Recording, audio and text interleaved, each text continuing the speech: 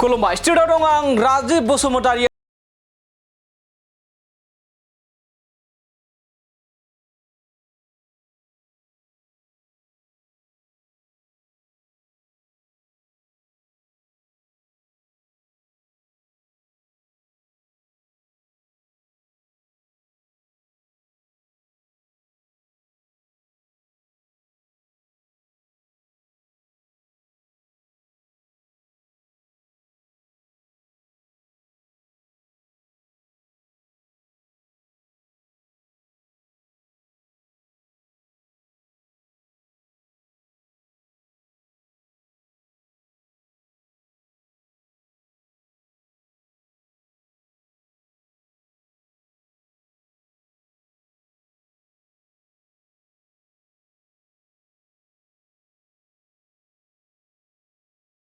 फोरमायदों दि आं मालाब्लाबो जोनोमनिफ्राय बिटिसिनि चिफ जानो होना फैयाखै।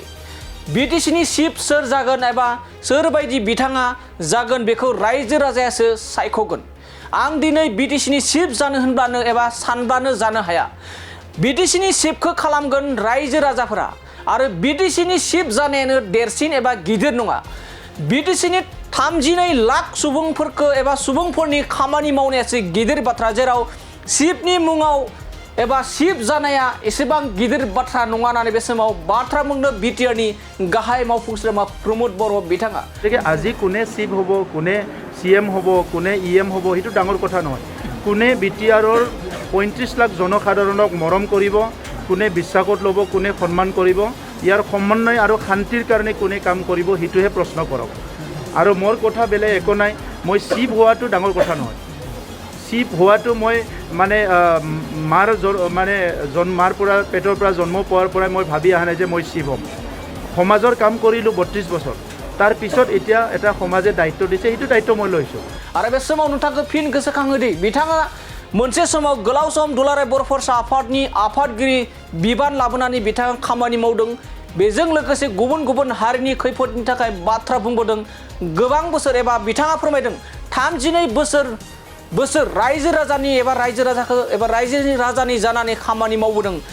चिफ जानाया आंनि थाखाय देरसिन बाथ्रा नङा आरो बिटिआरनि चिफ एबा CM जानो थाखाय बेखौ रायजो राजायासो सायख'गोन होनना बुंदों। आरो बिटिआरनि चिफ जानायानो देरसिन नङादि 32 लाख रायजो राजानि खामानि मावनाय बाथ्रायासो देरसिन होननानै बे समाव बिटिआरनि गाहाय मावफुं सोद्रोमा प्रमोद बर' बिथाङा फोरमायदों। बे समाव नोंथांमोना मिथिगौ दि बिटिआरनि काउन्सिल बिसायख'थिया गेजेराव आरो माखासेल' दान दंसै। थामहिनबा 2025 मायथाइनि गेजेराव बिटिसिनि बिसायख'थिया जानो थांगासिनो दं।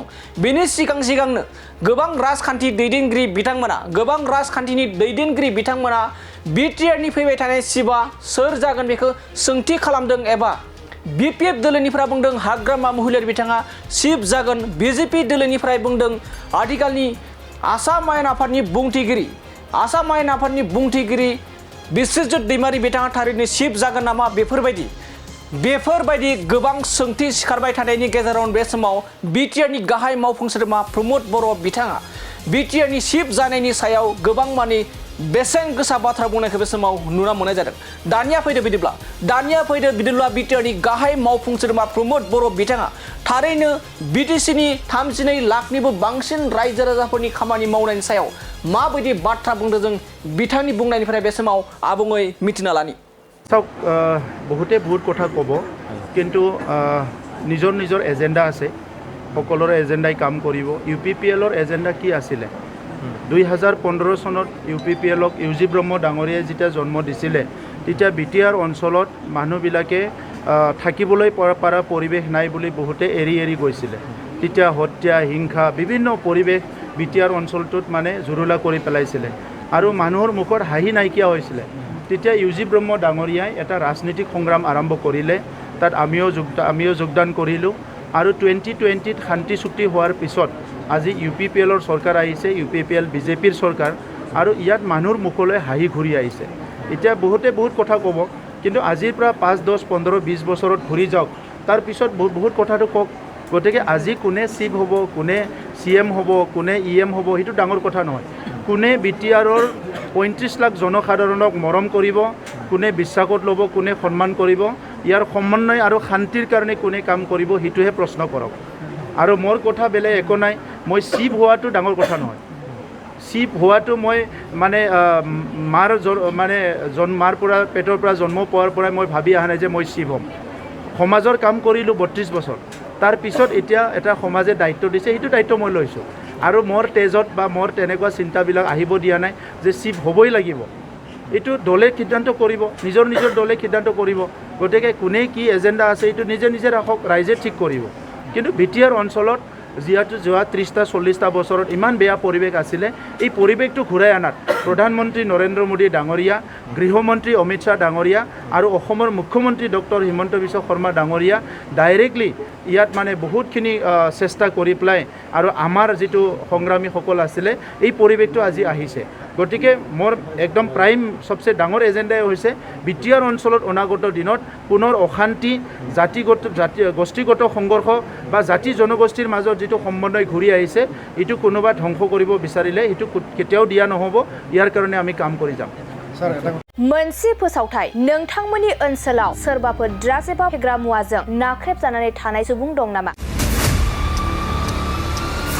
जुदि नोंथांमोननि ओनसोलाव सोरबाफोर ड्राग्स एबा फेग्रा मुवाजों नाख्रेबजानानै थानाय सुबुं दं अब्ला नोंथांमोननि थाखाय मोनसे मोजां खौरां ड्राग्स एबा फेग्रा मुवाजों नाख्रेबजानानै थानाय सुबुंफोरखौ फाहामथाय होनो थाखाय नोंथांमोननि गेजेराव लानानै फैदों मोनसे रिहाबिलिटेसन सेन्टार जुदि नोंथांनि नखराव आरो नोंथांनि ओनसोलाव सोरबाफोर ड्राग्स एबा फेग्रा मुवाजों नाख्रेबजानानै दं अब्ला नोंथाङा रिहाबिलिटेसन सेन्टाराव फाहामथाय होफैनो हागोन मंगलदै सेनं बामुनपारा दरंआव थानाय रिहाबिलिटेसन सेन्टाराव नोंथाङा ड्राग्स एबा फेग्रा मुवाजों गोदोसोनानै थानाय सुबुंफोरखौ फाहामथाय होफैनो हागोन नोंथाङा नोंथांनि ओनसोलनि फेग्रा मुवाजों गोदोनानै थानाय सुबुंफोरखौ बे रिहाबिलिटेसन सेन्टाराव फाहामथाय होनानै सासे राफोद आरो मोजां सुबुं खालामनो हागोन गोबां बाथ्रा मिथिबावनो थाखाय नोंथाङा 9859262926 60030092706 नैबे होनाय जानबुं नम्बराव खौरां लानो हागोन